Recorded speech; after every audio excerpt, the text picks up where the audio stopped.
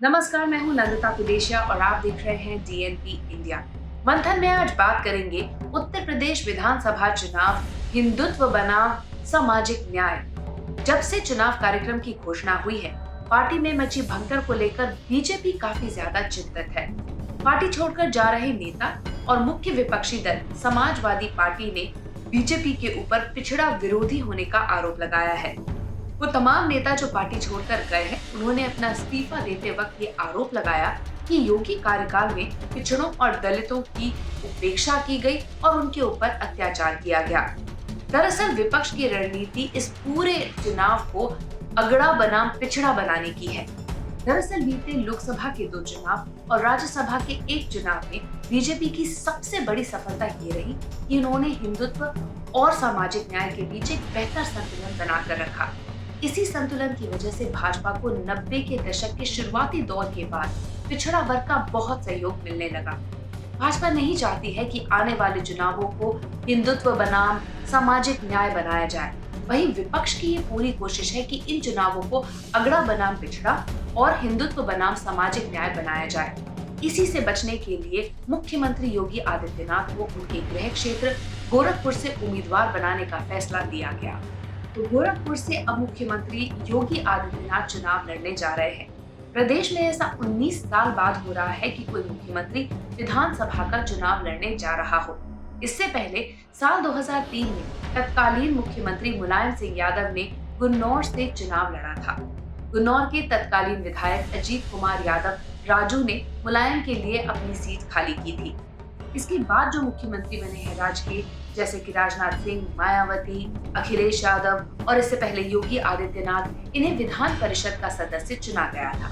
भाजपा छोड़कर Samajwadi party join करने वाले पिछड़े वर्ग के नेताओं ने इस चुनावी लड़ाई को और दिलचस्प बना दिया है। समाजवादी पार्टी में शामिल होने वाले कई नेता बसपा पृष्ठभूमि के हैं, यानी कि पिछले चुनाव में वो बीएसपी छोड़कर बीजेपी में शामिल हुए थे। वहीं बीजेपी ने अभी अपने मौजूदा विधायकों की जीत की संभावना को आंकने के लिए कई स्तर पर कुछ सर्वेस कराए। इसमें एजेंसीज के अलावा संगठन, संघ परिवार और कुछ व्यक्तियों द्वारा स्वतंत्र फीडबैक लिया गया। ओवरऑल फीडबैक ये था कि जनता में सरकार विरोधी लहर है, लेकिन विधायकों के खिलाफ जनता में भारी आक्रोश है। क्षेत्र में निष्क्रियता, दूसरे दल से आकर मंत्री और विधायक बने लोगों का भाजपा कैडर के साथ तालमेल न होना, भ्रष्टाचार, बदजुबानी और दबंगई जैसे कई कारण सामने आए। 3 महीने पहले से ही बड़ी संख्या में विधायकों के टिकट काटे जाने की अटकलें शुरू हुई। बीजेपी ने 80 बनाम 20 की लड़ाई, यानी कि 80% हिंदू और 20% मुसलमानों की बात कहकर ध्रुवीकरण का माहौल बनाने की कोशिश की थी, लेकिन एमबीसी वोट बैंक ने इस पूरी कोशिश की हवा ही निकाल दी। समाजवादी पार्टी का हम कदम रहे ओबीसी वोट बैंक से छिटक कर निकला एमबीसी यानी कि मोस्ट बैकवर्ड क्लास ने राजनीति की दिशा ही बदल दी। अब हर तरफ जात की बात होने लगी है, पिछड़ों में भी अति पिछड़ों की चर्चा हो रही है। अपने 7 समर्थक विधायकों के साथ समाजवादी पार्टी में शामिल होने वाले स्वामी प्रसाद मौर्य ने मंडलवाद को और हवा दे दी। उन्होंने मंच से नारा दिया, वोट करे पिछड़े, मलाई खाए अगले। उन्होंने कहा कि समाजवाद और अम्बेडकरवाद का समागम यूपी की राजनीति में बड़ा कारनामा कर दिखाएगा। उन्होंने आगे कहा, 85% हमारा, 15% का बड़ा बंटवारा। इस तरह से उन्होंने एक नई बहस को जन्म दे दिया है।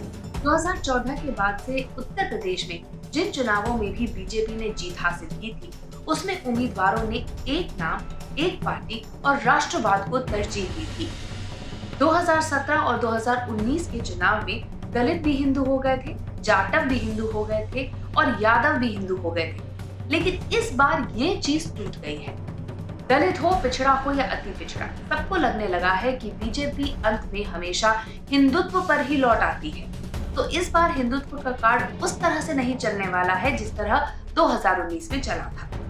पिछड़ा विरोधी होने के विपक्ष के आरोप का जवाब देने के लिए बीजेपी ने एक बड़ी रणनीति तैयार की है।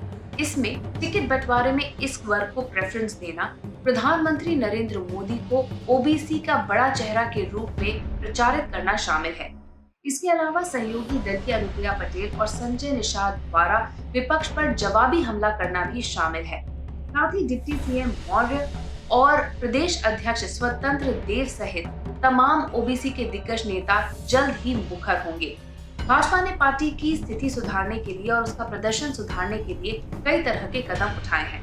मसलन केंद्र की तरह राज्य ने राशन देने की कार्रवाई जारी रखने का ऐलान किया, पेट्रोल और डीजल के रेट घटाए, राशन पैकेज में नमक और तेल जैसी चीजें बढ़ाई, लाखों कर्मियों और पंचायत प्रतिनिधियों की मानदेय बढ़ाए, कोविड प्रोत्साहन भत्ता दिया, करोड़ों श्रमिकों के लिए 1,000 रुपए की 2 किस्तें देने का ऐलान भी किया।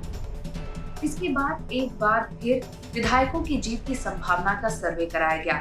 स्थिति में थोड़ा सुधार तो हुआ, रिपोर्ट ऐसी आई, लेकिन विधायकों के टिकट काटने पर ही चुनाव जीतने के समीकरण बनते दिखाई दिए। हमारी इस रिपोर्ट के बारे में आपकी क्या राय है, कमेंट सेक्शन में जरूर लिखिएगा। साथ ही अब तक अगर आपने हमारा चैनल सब्सक्राइब नहीं किया, जल्दी से सब्सक्राइब, लाइक और शेयर। नमस्कार।